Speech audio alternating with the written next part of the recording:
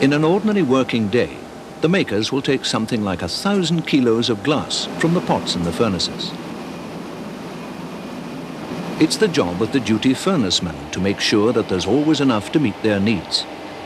When they've all gone home, he starts his night's work. First of all, he has to turn up the furnaces, ready to melt the next batch of raw materials. It takes about 2 hours for the furnace to reach 1400 degrees centigrade. That's the temperature that's needed to make sure that the melt is effective. 2 hours later, it's topped up again, and the melting continues into the night. By 4:30 a.m., the pots have all been topped up, and the furnaces now have to be turned down to cool slowly. By the time the glassmakers arrive, the molten glass will be between 1150 and 1190 degrees. The glass which the makers work with must be free of all impurities. Fragments of clay or dirt could ruin a whole batch, and so the pots which contain it mustn't crack or crumble. They're handmade out of special clay, which is formulated to withstand up to 1500 degrees. Heating, firing and setting a new pot needs precise skills and an ability to work in up to 1100 degrees of radiant heat. And in the end, all the care and all the preparations are designed to complement the skill of the makers.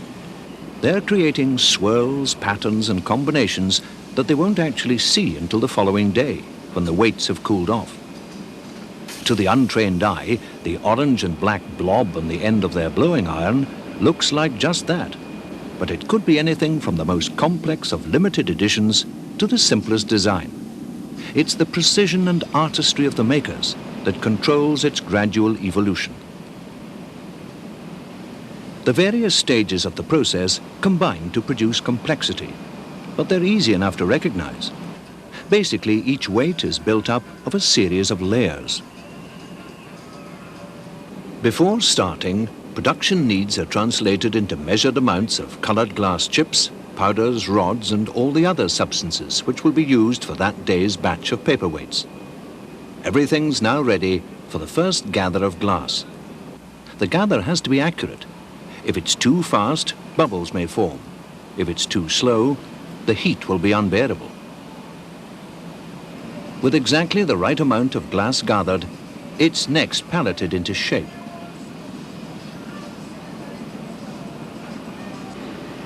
Depending on the design, colors or other layers are picked up and taken to what's called the glory hole to be melted into the original gather.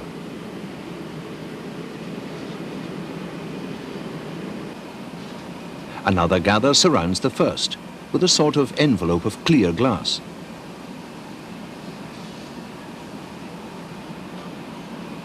The weights then blocked and smoothed, and finally separated from the iron, ready to be sent to the annealing kiln, where it'll be cooled down over a period of some 14 hours.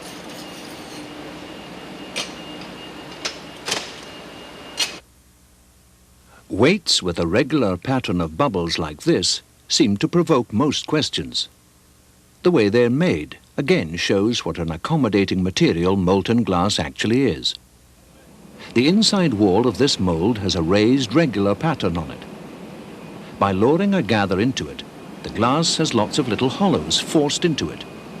When the next gather is taken, these hollows don't get filled, but simply remain as bubbles. It looks simple enough, but if the temperature isn't right, pieces of glass can stick to the mold. That means taking it apart and laboriously chipping it all off. Once again, success depends on the skill of the maker. There are 10 grades, and it takes some 7 or 8 years to get to level 10. But whatever level they're at, they're making one of the Caithness designs. The number of weights produced in the course of a day by any individual can be affected by many things, but it's mainly dependent on his or her skill and just how difficult the design is. With some of the less complicated examples, makers can produce well over 80. But when it comes to the limited editions, the processes involved are much more time-consuming, and the discard rate is much higher. After her visit to the Perth glasshouse, Ursula Schiefer, the secretary of the Swiss Collectors Club, wrote that the hall where the makers work was a hell-like birthplace for heavenly creations. It's an apt description, with 4 furnaces, each carrying molten glass held at a temperature around 1190 degrees centigrade. White heat, threads of molten glass, noise, sweat, busyness, all of these make up the inferno that's needed to produce the cool beauty of the typical Caithness paperweight. So, what's it like working here? Hot most days, but you do get used to it to a certain extent, although you'll always sweat. It's not glamorous. The sound's not too bad, the noise and that, like, it's just the heat. It's just the heat. That's 9 years I've been here and I'm still sweating yet. Hot. It's not else you can say about it, it's hot. Well, I'm not one of the best of people for taking up the heat anyway. I like to stay in the shade. I have the best seat in the factory, although in the winter time I freeze to death. The big doors open at the bottom for air for everyone else, and I get the icy blast in. So I'm toasting at one side and freezing on the other. You can't walk up the factory in a straight line. You've got to dodge irons. People coming out of glory holes. It's very hot glass. And if it does get too bad, all you've got to do is lift your eyes and look out the window and you see somebody watching and you're fascinated. And it makes it worthwhile watching their faces. The new weights come out twice a year and then you get trained up on them. I can still remember the first time I saw a paperweight being made. You know, I was just entranced by it because it's so different from anything else. We've got the glass exhibition every year and we put our own designs in. And this year one of my designs actually went through. It's great to have a paperweight that everybody's going to buy that's got your name on it. The swirls and bubbles of the modern designs are very different from the miniature worlds inside the more traditional ones. Creating these tiny objects in precise patterns needs special techniques that are part of glassmaking history. The miniature glass sculptures inside these weights are the result of another traditional technique called lamp working.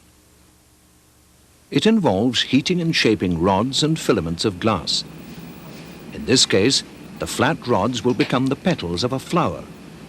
First, the petal shape is created, leaving excess glass at each end of it.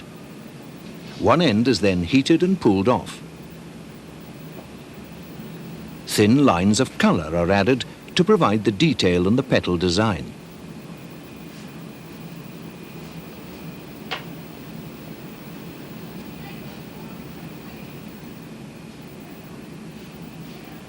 The centre of the flower itself is set on a rod, and the petals are added one by one.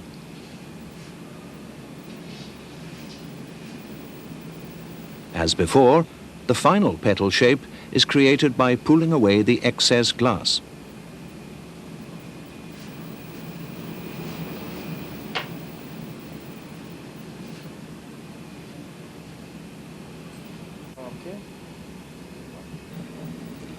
The butterflies and leaves of this design are created using the same technique.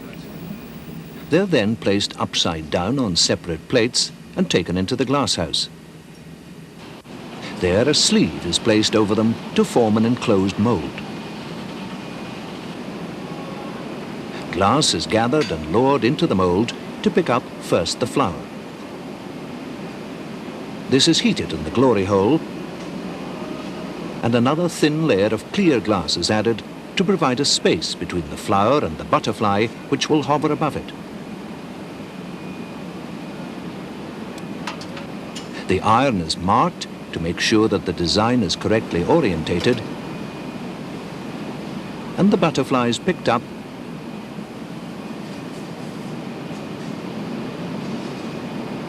melted in, and then enclosed in a final gather of glass.